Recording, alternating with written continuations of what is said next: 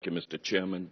Dr. Vickers, you've used the term global jihadist movement and thus identified the global jihadist movement as the focus of America's fight against terrorism.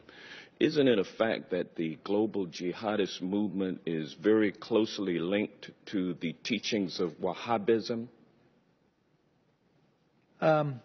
Yes or no? Yeah, I would say they draw inspiration in a perverted sense, but yes, I would say, and Robert may want to elaborate on that. But the two big global jihadists are Al Qaeda and ISIL. And they draw their inspiration from the Wahhabi strain of Islam, isn't that correct? Yes. And the Wahhabism is a 18th century offshoot of Sunni Islam, which began in the land that has come to be known as Saudi Arabia. Isn't that correct? Yes. And Wahhabism seeks to purify Islam by getting rid of a number of human behaviors and practices that it considers to be sins against Allah. Correct? Correct. And Wahhabism is a strict, fundamentalist, highly intolerant strain of Islam. Correct? Yeah.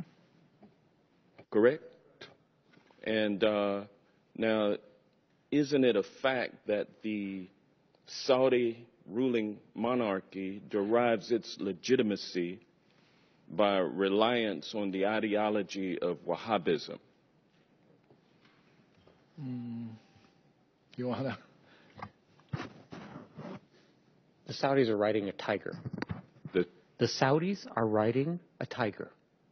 So if you will answer what the I'm question, saying, isn't it a fact? No, I wouldn't put it that way. I would say it's not a fact that they depend solely on Wahhabism for their legitimacy. They derive legitimacy from a variety of things.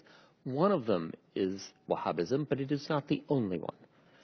Well, is it fair to say that Wahhabism is the state-sponsored religion of Saudi Arabia?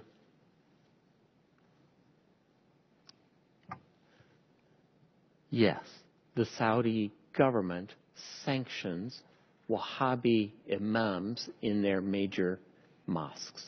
Well, as a matter of fact, the Saudi monarchy promotes Wahhabism through official state-sponsored mosques and through religious schools known as madrasas all over the world. Isn't that correct?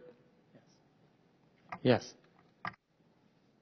And isn't it true that the Saudi government Wahhabism throughout the world based on its oil and gas revenue?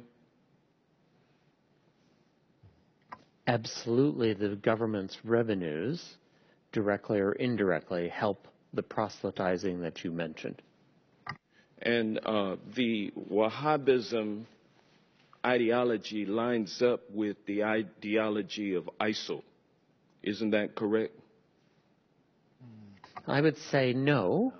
For example, the Wahhabis in Saudi Arabia, the official ones, do not kill Shia. They persecute them. They do not have equal rights. They do not have equal rights, but they don't kill them. However, a Shia in Mosul or a Shia in Raqqa is liable to be killed. Well, yeah, but it's true, though, that the ideology of ISIL lines up with Wahhabism. I would say it's a starting point, and then the Islamic State has taken it several steps farther. Yes. And is it fair to say that Saudi support for the teachings of Wahhabism create fertile ground for ISIL recruitment efforts? I think Saudi promotion of Wahhabism is absolutely a problem in terms of Islamic State recruitment.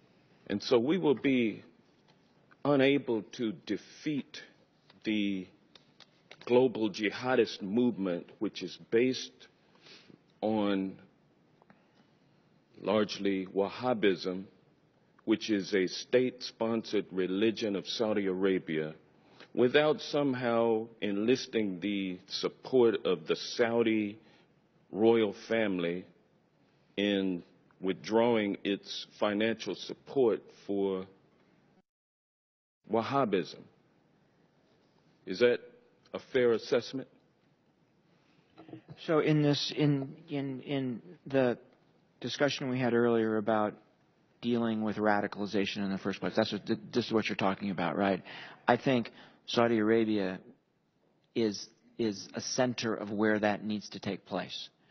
So there needs to be a discussion with the Saudis about their support for Wahhabism and how it should be treated and how they should think about it. So absolutely right. What was the latest amount of arms that we sold to Saudi Arabia? The latest shipment, I think it was, what, $100 million worth of arms? Well, there's support for the campaign in Yemen, but the arms sales that occur periodically are in the billions of dollars. Thank you.